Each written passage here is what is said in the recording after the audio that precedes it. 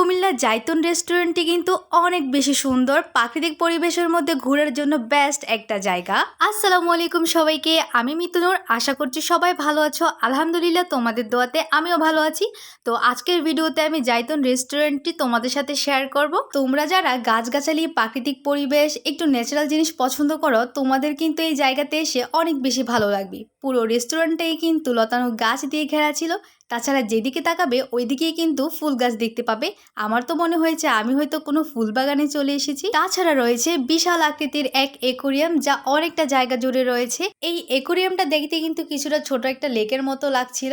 এখানে বসে কিন্তু চা কফিও খাওয়া যাবে বাইরের দৃশ্য এনজয় করতে করতে। এই অ্যাকোরিয়ামটির মধ্যে কিন্তু অনেক সুন্দর সুন্দর রঙিন মাছ আছে, যেগুলো দেখলে কিন্তু মনটা এমনিতে অনেক বেশি ভালো হয়ে যায়। আমার তো ইচ্ছে করছিল মাছগুলোকে একটু ধরি, কিন্তু মাছগুলো তো ধরার আগেই পালিয়ে যাবে। এই রঙিন মাছগুলোকে দেখতে কিন্তু অনেক বেশি ভালো লাগছিল। মাশাআল্লাহ, মাছগুলো কিন্তু মনের আনন্দে পানিতে খেলে বেড়াচ্ছিল। আমার কাছে কিন্তু এই জায়গাটা অনেক বেশি ভালো লেগেছে। পরিবার নিয়ে সময় কাটানোর জন্য বেস্ট একটা জায়গা। গ্রামীণ পরিবেশের মধ্যে, ন্যাচারাল পরিবেশের মধ্যে নিরিবিলি একটা জায়গা। আমাদের যারা মনে কিন্তু খুবই খুশি। পুরো জায়গাটা কিন্তু ও দৌড়াদৌড়ি করে ঘুরছিল খুবই মনের আনন্দে। আর এদিকেও আসছিল, আর ঠিক সেই মুহূর্তে আমি ভিডিও করছিলাম। এখন সবাইকে হাই দিবে।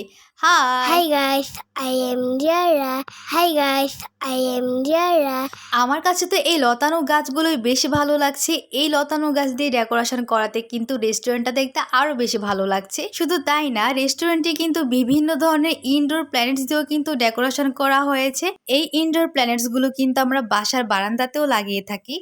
তাছাড়া এখানে বাচ্চাদের জন্য একটি সুন্দর প্লেগ্রাউন্ড রয়েছে, যেখানে বাচ্চারা নিজেদের ইচ্ছে মতো খেলাধুলা করতে পারবে মনের আনন্দে। রেস্টুরেন্টের পাশাপাশি এখানে একটি চায়ের স্টল রয়েছে, যেখানে বিভিন্ন ধরনের চা পাওয়া যায়। তো এখান থেকে আমি আর আমার বোন দুইটা চা নেই। একটা ছিল মালাই চা, আর একটা ছিল মাটির কাপের স্পেশাল চা। মাটির জিনিসপত্রের প্রতি আমার একটা অন্যরকম ভালো লাগা কাজ করে। এত সুন্দর মনোরম পরিবেশে চা খাওয়ার মজাই আলাদা। কি যে ভালো লাগছিল পুরো পরিবেশটার সাথে চাটা।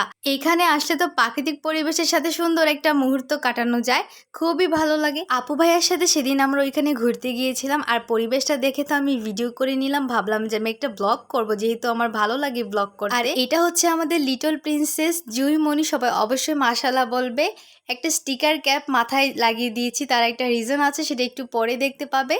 আর রিজনটা হচ্ছে এটা হচ্ছে গরমের হেয়ার স্টাইল, ডোন্ট মাইন্ড। যাই হোক, তার সাথে হচ্ছে আমার দুলা ভাই। তো আমি বললাম যে ভাইয়াকে একটু ক্যামেরাতে লোক দেওয়ার জন্য, তো তারপর একটু ক্যামেরাতে নিয়ে নিলাম। আর এইদিকে জুইমনি তো অনেক বেশি খুশি, ঘুরতে নিয়ে গেলে ও একটু বেশি খুশি হয়, ব্যাপারটা এনজয় করে। ঘোরাঘুরি শেষ, স্বাধীন বাংলাদেশ। কথা বলতে বলতে তো এই জায়গাটার লোকেশনটাই বলা হলো না।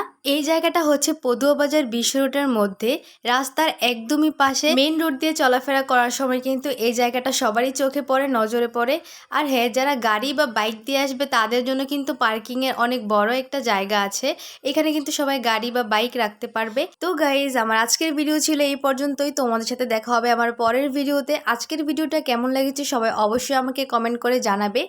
তো দেখা হবে তোমাদের সাথে আমার পরের ভিডিওতে। ততক্ষণ পর্যন্ত সবাই ভালো থাকবে, সুস্থ থাকবে। আল্লাহ হাফেজ সবাইকে।